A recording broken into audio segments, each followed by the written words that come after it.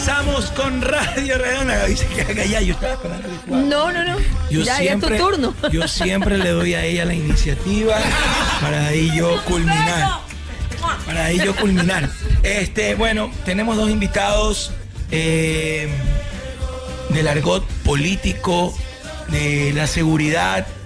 Ellos son don Carlos Ferrín. Ha trabajado campañas políticas muy importantes, ha estado detrás de grandes éxitos electorales tanto a nivel nacional como internacional. En algún momento hicimos una gran campaña juntos también. Trabajó en su momento atrás de esa gran campaña cuando estaba la Revolución Ciudadana de moda. En fin, un experto a nivel político. Don Carlos Ferrín hoy nos acompaña para hablar un poco de los días que vivimos en nuestro gobierno. Y también está don John Gareicoa, máster psicofisiólogo forense, graduado en España, licenciado en criminología en Estados Unidos, poligrafista internacional en México, manager de seguridad en Israel y teniente de infante de la Marina acá en Ecuador. Dos invitados de lujo. ¿Cómo estás, Carlos? Bienvenido a este espacio, mi hermano. Como ves, hablábamos fuera de micrófonos un poco de lo que está sucediendo en el gobierno y me dabas una visión muy interesante que quizás hoy no la vemos, pero como yo siempre digo, siempre hay que ver el bosque y no quedarse viendo el árbol. ¿Cómo estamos, Carlitos? Bueno, primero un saludo a la audiencia, Gaby, Dalo. Miren, básicamente lo que estamos viendo en este momento es un proceso de luna de miel del pueblo con el gobierno. O sea, hay una paciencia, ha habido una especie de descompresión social. Se vivieron dos momentos de descompresión social. La primera fue cuando Lasso lanzó la muerte cruzada, el enojo bajó bastante y se abrió la posibilidad de que haya un nuevo presidente. El segundo momento de descompresión social fue cuando se eligió ese nuevo presidente. Entonces estamos como que nos devolvieron un poquito de saldo de fe en el gobierno central, porque la aprobación de Lasso no es la misma que tiene ahora el presidente actual, al cual estamos un poco soltando el hilo de la cometa para que vuele alto, dándole oportunidad, escuchándolo. Y como no venía de ninguna vertiente, ni de la correísta ni la anticorreísta, viene un poco casi como unificando una tercera vía, que fue lo que lo puso en el poder. Pero a ver, estamos súper enfocados, Carlos, en el tema de la seguridad. Es una preocupación, creo hoy, de el 100% de los ecuatorianos, principalmente de quienes somos padres, que vemos el país en el que están creciendo nuestros hijos. Todos los días la crónica roja es terrible, los niveles de mortalidad en el país no bajan. Y hoy el presidente de la República presenta un plan de seguridad que dice que es un poco secreto, pero anuncia que va a ser redactado, trabajado con los mismos asesores de Nayib Bukele. ¿Tú crees que esto ya es sinónimo de que el plan tenga éxito o eres de aquellos que piensa que cada país tiene sus particularidades y que lo que funciona afuera no necesariamente va a funcionar adentro? ¿Cuál es tu criterio? Bueno, pienso que cuando él anunció el tema de Nayib Bukele, el caso Salvador tiene una base en lo que es la política de seguridad de México. México es el país que, pienso yo, ha trabajado mucho mejor el tema de convivir con esta realidad, porque no se trata de tratar de eliminarla, sino de empezar de alguna manera a amalgamar un vivir con algo que va a ser muy difícil de extraer, ¿no? Vimos el caso, ¿por qué? Porque México aprendió mucho primero de lo de Colombia, se nutrió de eso y empezó a desarrollar un poco más de defensas en el tema. Caso Nuevo León, porque el tema carcelario en la época del Bronco, él tenía una cárcel muy similar a la que tenemos acá y la terminó demoliendo. Y ahora donde estaba esa cárcel terminó haciendo un super mega parque y dejó en la mitad una cárcel de mínima seguridad. Los carcelarios pasaron a una cárcel y todo el mundo estaba agradecido. Incluso el sistema carcelario se reconcilió con la sociedad porque tenían mejores condiciones de vida. Entonces ese método más fue el que luego nutrió el sistema carcelario de El Salvador, ese aprendizaje. Y básicamente si él está trayendo casi todo de allá, pensaría yo que vamos por buen camino, porque no era lo que planteaba otro candidato que quería un poco más y cerrar eso sin una consecuencia ni nada, entonces iba a calentar demasiado las calles. John, para ti, como experto en seguridad, veo que tienes estudios realizados en España, Estados Unidos, México, en Israel. Hoy el presidente nos ha dicho que su plan va a estar asesorado por expertos en Israel, que son como pioneros en el tema de seguridad. ¿Eres optimista de que en los próximos 14 meses realmente el presidente Noboa puede mejorar las condiciones de inseguridad? ¿O crees que el problema del Ecuador es otro, que estamos tratando con carteles, como bien lo decía Carlos, que vienen de México, de Colombia, y que en estos países por décadas no se ha podido controlar? Creo yo se ha aprendido a convivir con el problema. ¿Crees que Ecuador puede realmente superar los días que estamos viviendo y tener mayor seguridad? Un gusto darlo, compartir micrófonos primera vez contigo, con Gaby, pues obviamente ya son innumerables las veces que hemos estado compartiendo en radio y en televisión. La pregunta es muy compleja, obviamente todos estamos optimistas, por lo menos han existido inicialmente declaratorias, pero es totalmente complejo, por la situación política, por la situación judicial y por lo inquistado que está la corrupción lamentablemente dentro del país. Si no podemos solucionar un tema tan puntual, como te pongo un ejemplo, un radar en Montecristi, que dicho sea de paso, obviamente ¿quién está involucrado? Fuerzas Armadas. Si no podemos solucionar un tema de pérdida de fusiles dentro de la Infantería Marina, ¿quién está involucrado? Fuerzas Armadas. Pero si no podemos solucionar esos temas puntuales, así tan puntuales y pequeñitos, solucionar un tema carcelario es totalmente complejo. Esperemos que lo logren hacer y definitivamente saber que estamos o van a actuar en base a las referencias, en base a los resultados que ya tenemos en otros países, indistintamente El Salvador, que es una situación reciente, pero existen resultados. Obviamente y yo he estado en charlas, en conferencias con personal que ha trabajado en el gobierno de El Salvador y ha dado todas las directrices de cómo han llevado adelante su plan. Entonces, esas directrices, ¿por qué no? Copiarlas, mejorarlas y ajustarlas a nuestro Ecuador. Pero yo también considero que el plan de Bukele fue un plan nacional que todos querían el bienestar común para ese país. Esperemos en este caso que el bienestar que nosotros estamos buscando, en este caso que el presidente Noboa busque, tenga la aceptación y el apoyo de las diferentes bancadas, de los otros partidos políticos, de la asamblea que necesita, de los gobiernos seccionales. O sea, es que hay que unificarse. Pero el problema que yo veo es que cuando dicen, no, es que es de un partido, es que es del otro, entonces no me pongo de acuerdo. No están buscando el bien común. No están buscando el bien de los ecuatorianos, sino lo que están buscando es simplemente sus propios egos. Es lo que pienso. Pero John, hablemos de la seguridad del país. Sabemos que estamos viviendo momentos tan álgidos, tan difíciles. Los negocios están cerrando. Las madres de familia ya no queremos que nuestros hijos salgan.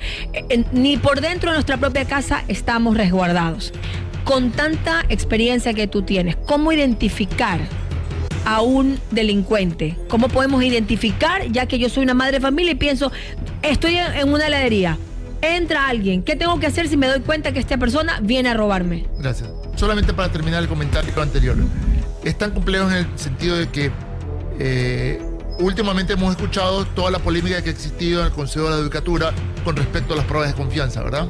Que dicho sea de paso, y ha salido en los noticieros, no es prueba de confianza, es prueba de aptitudes, habilidades, destrezas que están tomando, no exámenes de confianza, como sí lo ha hecho Policía Nacional, como sí ya lo está haciendo por ley, por reglamento, Fuerzas Armadas.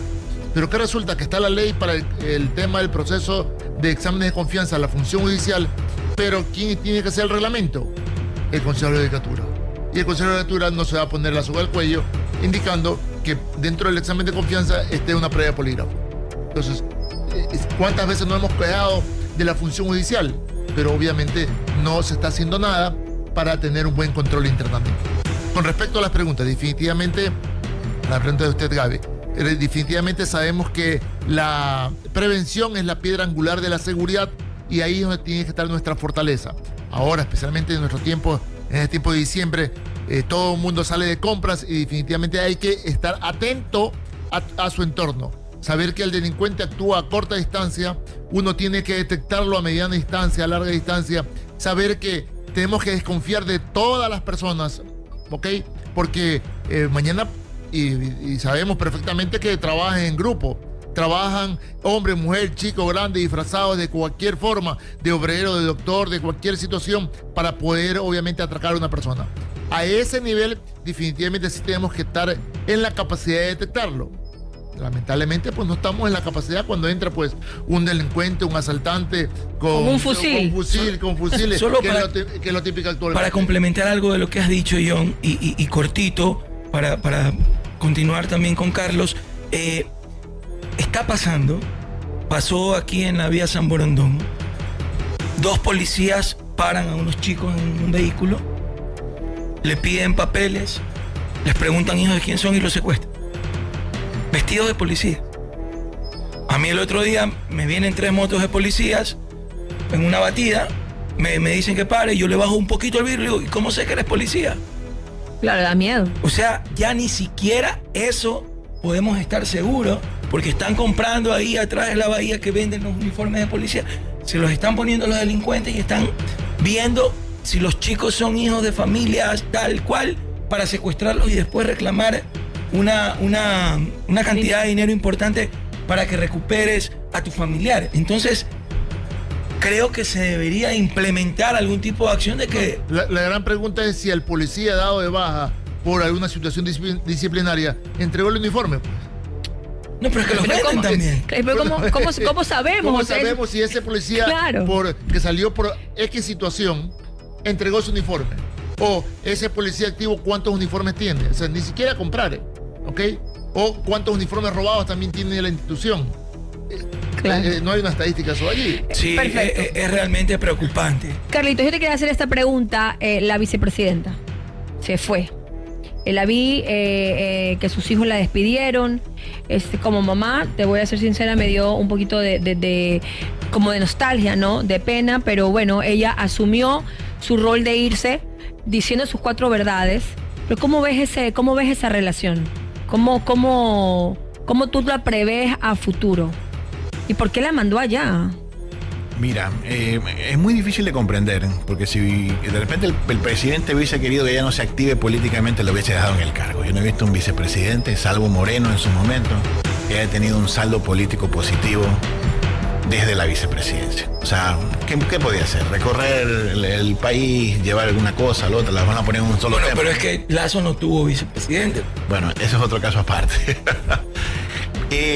Ponerla en esta situación donde eso que tú acabas de sentir, esa empatía, ese dolor de una madre que se aleja en Navidad de sus hijos, le abre un espectro, le crea una historia que contar.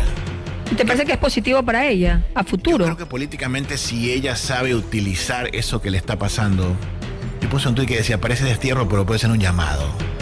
¿Por qué? Porque ella se declara muy católica, muy cristiana, perdón. Entonces, cuidado, está una semilla ahí de algún tipo de derecha cristiana radical que puede en el futuro identificar a un grupo de gente, porque a lo mejor está viendo que por otro lado se están abriendo otras cosas. Entonces ella se convierte en una figura poderosa a futuro, porque es la historia que es como 2 caminos que se dividen. Ok, yo elegí estas 2 personas, pero esta se fue por un camino y este por el otro. A ver, perdón, mi amor, sí. Pero son 2 momentos, ¿no? Yo creo que eso sí tenemos que analizarlo bien, Carlos. Y no es por querer defender a Daniel, pero hay un primer momento en el que la vicepresidenta quiere tomar vida propia, se va al mercado mientras están comiendo el día de la posesión, comienzan a hacerle porras de Ecuador te ama, vicepresidente, etcétera, etcétera.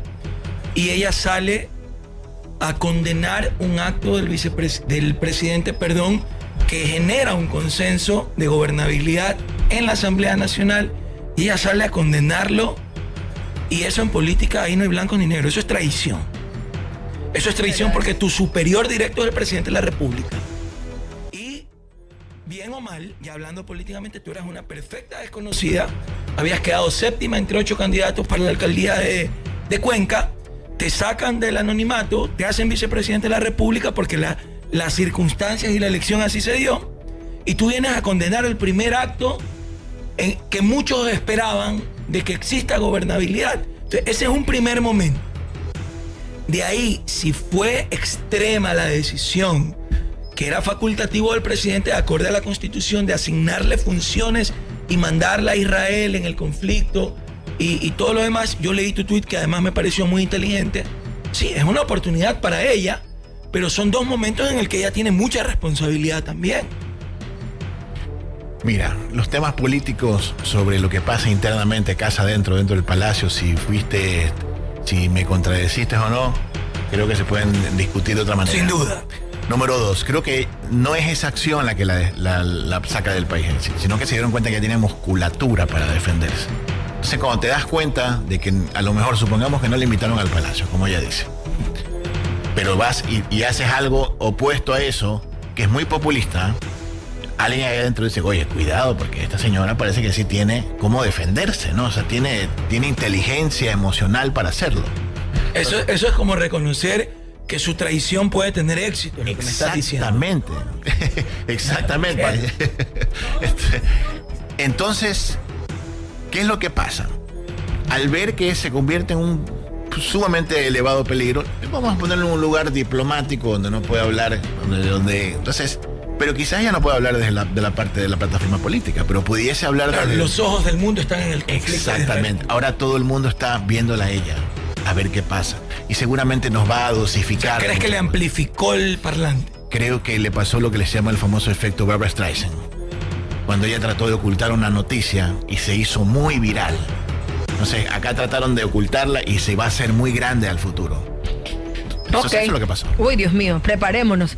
John, las cárceles Balcázar, que de tanto el presidente Noboa ha hablado y es una alternativa que la está viendo como para membrar la seguridad. En el tiempo que le queda, ¿puede ser factible? Definitivamente es factible, necesario y urgente. Las barcazas él ofreció, obviamente no solamente aquí se puede utilizar, ya se han utilizado en pocos países, pero se está utilizando. Pero recordemos de que primero lo que tenemos es cárceles es obsoleto, especialmente una penitenciaría donde tiene más de 60 años, donde el modelo de cárcel era otro. A buena hora que tenemos las 3 regionales. Imagínate el Ecuador sin las 3 regionales, sin la decisión que tuvieron en su tiempo de hacer las 3 regionales. Bueno, ya pasó con la cárcel de Quito, ¿no? Que quedaba en pleno... y la demolieron. El penal García Moreno. El penal García Moreno, ¿verdad? Correcto. Entonces, y hicieron una nueva cárcel. Pero dime una cosa, y en esto, mira, ustedes saben, y cada domingo, y en cada intervención, yo he sido un fuerte crítico del gobierno de los zapatitos rojos que llenó de sangre al país. Pero... Si algo inteligente dijo Lasso en 2 años fue que un plan de seguridad tiene que ser secreto. Muchos se lo criticó por esto, muchos se le burlaron por esto, porque cuando vieron las hojitas que enseñaba, en verdad no había ningún plan, pero... Ni él lo sabía. Ni él lo sabía, era tan secreto que ni él lo sabía, ¿ya? Pero sí hay algo que es cierto. Para mí, te voy a dar mi opinión personal, para mí es un error hacer público lo de las cárceles Barcazas. Ya lo dijo en campaña. Pero es un error. Es un error porque tú puedes proyectar los videos de cómo va a ser la policía, su equipamiento, es chéverísimo. Pero tú no puedes develar una estrategia porque esto puede hacer que el crimen organizado quiera adelantarse a ti para que no implementes tu idea y tengas que negociar con ellos, por ejemplo. Entonces, ¿no te parece que fue un error adelantar esta estrategia de las cárceles Barcazas? Recordemos que la alta percepción de inseguridad que tenemos por las múltiples noticias en todos los medios de comunicación nos tienen inundados de temor. Uh-huh. ¿Okay? Decir que hay necesidad de cárceles es un tema básico. Ahora, decir cómo va a ser la administración es otra cosa. ¿Ok? Entonces, y hago un punto a colación que se me viene a la mente. Mira que no podemos ni siquiera administrar adecuadamente un explosivo. Lo que pasó en La Roca, que todos vimos que estaba el explosivo ahí y tampoco no hubo un dron para sacar ese explosivo y ponerlo en un buen lugar para que explote en otro lugar y no destrozar una cárcel. Entonces, la disposición, ¿quién dio la disposición? Es la gran pregunta. ¿Quién Correcto. Fue el responsable de decir, no, detónese en ese punto? Eso es lo que quiere también saber la ciudadanía. Y técnicamente, ¿por qué se tuvo que dar el explosivo allí? Detonar ahí, para casualmente causar el objetivo por el cual fue el puesto. No, y preventivamente, ¿cómo llegó ese explosivo ahí? O sea, ¿cómo sigue sucediendo que supuestamente iban a mejorar los escáneres de ingreso a las cárceles y sigue ingresando fusiles, granadas, bombas. Temas puntuales como eso nadie lo sabe. Temas puntuales como el tema del radar, nuevamente nadie lo sabe. Hay investigación, pero ahí queda. No hay responsables que pues, salgan a decir, yo di la orden. Bueno, sí, no creo que tampoco salga realmente. No creo que salgan a decir yo di la orden. Nadie se quiere en ese momento manchar las manos. Carlos, elecciones para dentro de poco. Ya, o sea, a la vuelta de la esquina. ¿Cómo ves tú los futuros candidatos en la palestra política? ¿Ves a alguien que salga de repente, que como Noboa, que alguien nuevo, Noboa se lanza nuevamente? Bueno, tu perspectiva. Lo que yo veo en este momento es que ¿ves actores políticos queriéndose volver a lanzar? Veo la papeleta totalmente renovada. Totalmente renovada. Claro, esto de lo viejo versus lo nuevo, el viejo va a tener una representación dentro de esa nueva papeleta, ¿verdad? Pero si nos ponemos a pensar, ya tenemos por ejemplo a Jan Topi, que seguramente va a ser la apuesta del PSC. Pero dice que la esposa no lo deja. Que la esposa le ha dicho que no, que imposible. No, yo estoy seguro que... ¿Tú crees que va a repetir? Estoy seguro que el PSC lo va a convencer a Jan. Lo que veo, por ejemplo, también adicionalmente es que en la última elección la Revolución Ciudadana representaba una cuarta parte de las fuerzas políticas. Déjame interrumpirte solo porque se me viene una idea a la cabeza. Si Verónica Abad es candidata a presidenta en el 2025, ¿en qué partido la ves participando? Seguramente en Construye. Diría un abogado, no tengo más preguntas. Pero es que lo que pasa es que... es de... Pero ella dijo que te la conocía. Hay dos cosas que confluyen ahí, ojo. En primer lugar, Construye su estrategia en este momento, para el que no se ha dado cuenta. Es construir. Sí, construir la base en el único partido anticorreísta del escenario. O sea, pasa a retomar, a decir, ¿saben que nadie quiere esto de aquí? La bandera que era de Lazo anteriormente. Y de Villavicencio. Correcto. No nos olvidemos que era su candidato. Entonces los tipos ahorita están perdiendo todas las batallas, pero nadie le quita su guardado. Y lo va a llevar a la elección. Y ese anticorreísmo va a necesitar un elemento que también sea anticorreísta. Va a buscar liderar esa tendencia. Exactamente. Así que eso está cantado, lo que tú acabas de decir en este momento. Y obviamente el presidente se va a lanzar a la reelección. Un presidente que si le ha ido bien, va a tener altas posibilidades de reelección. Salvo que elija mal a su compañera de fórmula. Porque tendría que ser una compañera de fórmula que no se contraponga a lo que viene siendo la vicepresidenta en este momento. Pero ¿te parece realmente que un vicepresidente suma o resta votos? En la narrativa de la telenovela, porque a la gente le gusta ver telenovelas, sí. Que sí. Sí, totalmente. Yo tengo mis reparos, o sea, y en algún momento creo que nos lo demostraron, que cuando un candidato es popular, yo creo más bien que va a depender mucho de la gestión del presidente Noboa estos 10 meses que va a gobernar él realmente, o bueno, 12, porque ya en septiembre le tocaría inscribirse y en enero pedir licencia para las elecciones. Te voy a contar una historia. Año 2012, creo. Había una interna en toda Alianza País de quién iba a ser el vicepresidente post-Moreno, ¿verdad? Entonces, para lo que se venía después, número uno, se sabía que Moreno ya no podía ser el vicepresidente por ciertas diferencias que ven ahí. Él también se iba a una suerte de exilio, que lo vimos, luego lo tuvieron que ir a buscar. Y yo preguntaba al interno, ¿por qué razón eligieron a Jorge Glass? Bueno, Jorge Glass está allí porque es un Correa, pero más morenito, más acanelado, o sea, más cerca del pueblo.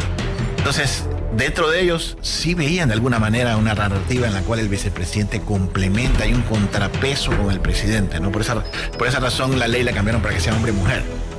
Yo creo que fue más por un tema de lealtad y de demostrar que Correa, ponga quien ponga, iba a ganar esa elección. Porque además tenían la famosa narrativa de que se venía la famosa cambio de matriz productiva. Correcto. Y la lideraba Glass en ese momento. Correcto. Ok, John. Le iba a hacer una pregunta a Carlos, pero ya hablaste mucho, ¿sí? John, vamos a hablar, bueno, no sé si tú puedes hablar sobre esta libertad de Alberto Fujimori después de tantos años, de tanto tiempo, recuperó su libertad. ¿Cuántos años estuvo? 14 años, imagínense. Bueno, vio la luz nuevamente, su familia que lo abrazan. La verdad es que un momento muy emotivo para él. Pagó su condena y ahora sí en libertad. Un personaje polémico para la democracia peruana. Sin embargo, John, se le reconoce algo en sus seguidores. Dicen que él acabó con el tema de Sendero Luminoso, con Mano Fuerte, y eso es lo que lo llevó a la cárcel también, ¿no? Esas supuestas extralimitaciones desde el poder. Yo he dicho que pretender combatir con violencia la violencia es como pretender combatir el fuego con más fuego.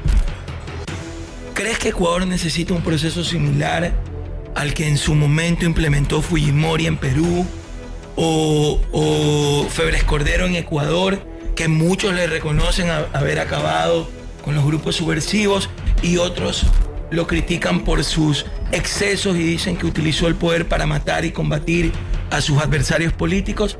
¿Crees que Ecuador necesita un proceso similar? Pero quienes demandan el tema de derechos humanos, que uno de esos elementos, hombres, personajes de derechos humanos, vaya para la línea de fuego a combatir al narcotráfico, a combatir la delincuencia, para ver qué se siente. Quisiéramos que un juez, un fiscal vaya y haga la función del policía para ver qué es lo que se siente. Entonces, son los que reclaman y obviamente han llevado adelante lo sucedido con Fujimori, que gracias a Dios está libre, pero imagínate uno desde el sillón da una disposición, ¿verdad?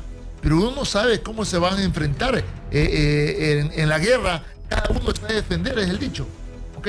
Entonces lo que haya pasado finalmente no es que Fujimori aplastó el gatillo, pues, ¿no? Pero es obviamente muy complejo para el análisis. Siempre va a saltar lamentablemente derechos humanos, y si la seguridad o el Ejecutivo no pisa algo del terreno de lo ilegal, no va a haber ningún cambio. Es complejo, como tú dices, porque si bien no es el presidente el que ejecuta, el que dispara el gatillo, el que está en la línea de batalla, es quien ordena finalmente cuál es el grado de fuerza o violencia que la fuerza pública tiene que implementar en contra de la delincuencia, pero también ha sucedido que so pretexto de estos momentos que viven nuestras frágiles democracias, los presidentes de turno utilizan la fuerza pública para comenzar a eliminar detractores. Eso también ha sucedido. Aterricemos con el tema del Ecuador. Obviamente el delincuente tiene todo el terreno de la ilegalidad para hacer y deshacer. En el momento que un policía se le pasa la mano porque obviamente es crítica la situación que él presenta en su momento de la lucha del hombre contra el hombre, es su vida la que está en riesgo, la policía. El instinto de supervivencia. Así es. Le van a echar la culpa al Estado, que por qué el policía disparó. ¿Okay? Entonces es muy complejo y definitivamente hay que respaldar las acciones. Ellos tienen su armamento para cumplir una labor, es su herramienta de trabajo. Correcto. ¿Okay? Entonces hay que defender esa herramienta de trabajo. Perfecto. Carlito, yo te quería preguntar, y última pregunta para ti. ¿Qué lo hizo ganar desde tu experiencia, que has tenido la oportunidad de dirigir, ayudar a algunos candidatos a nivel nacional y también a internacional? ¿Qué le hizo ganar a Noboa la presidencia de la República del Ecuador? Que los presidentes ahora no los estamos poniendo nosotros, sino nuestros hijos. ¿Tú crees la juventud? Sí, los jóvenes están en este momento votando en total oposición a lo que nosotros creamos. Por esa razón, precisamente retomando el tema de Fujimori, yo dudo mucho que su salida reavive el fujimorismo, porque son los Z, los centennials, los que están poniendo en este momento los presidentes. Y si esos presidentes cautivan esos sectores, nosotros ya no tenemos la oportunidad de ser mayoría ahí, sino que ellos están decidiendo quién viene después. O sea que en las próximas elecciones la juventud en este país pondrá nuevamente un presidente. A esos sectores, esos segmentos, ya no le entregues un político en tarima. Podría a lo mejor alguien, como por ejemplo la Revolución Ciudadana, que tiene una fuerza dura que siempre va a llegar a segunda vuelta, pero será minoría en la segunda vuelta. Pero a ver, Carlos, ¿te parece que es solo un tema de segmentos de juventud o de la población que ya no pertenece a ese segmento? Para mí, dentro del triunfo de Daniel existe mucho lo que sembró Álvaro, ¿no? Durante 2 décadas, por supuesto, intentando llegar al poder, y sin duda pues dijeron, bueno, aquí hay un Noboa que lo ha intentado, no le dimos la oportunidad, cuando se la dimos nos la robaron con Maguad, y creo que el pueblo vio la oportunidad de poder ver a un Noboa gobernando, y también eso influyó mucho en... Eso te suma, pero no te alcanza. Por esa razón no vimos a Alvarito en la campaña. Vimos total juventud, los cartones, vimos mucho de eso, ¿no? Vimos mucho de esas activaciones que hacía que los chicos se volvieran locas. En el caso de Milei, que está asumiendo en este momento el poder, básicamente es eso, es un hombre hablando en códigos que los jóvenes dicen, sí, es verdad. Entonces se empiezan a levantar, ¿no? Sí, tiene mucha Oye, pero lógica. la sierra le da el por triunfo a ejemplo, Novoa. Dice Soraya, que me dice, Gaby, no, o sea, es que de verdad, quien le dio el triunfo a la sierra fue, perdón, Novoa fue la sierra, puede ser con los jóvenes, dices tú, o dice Soraya con los votos de Villavicencio. ¿Qué opinas tú, Carlos? Mira, es la suma de todos. Siempre te da una base algo. Por ejemplo, el correísmo, su base de voto duro le da base de llegar a la primera vuelta, ¿verdad? A la segunda vuelta. A Novoa, ¿qué le da la base? Lo que tocabas de decir, si es verdad, hay un segmento que era recíproco con Álvaro, pero a lo mejor no alcanzaba, a lo mejor era el 15%. Sin duda, sin duda. Pero para ganar debes tener, obviamente, una consonancia general.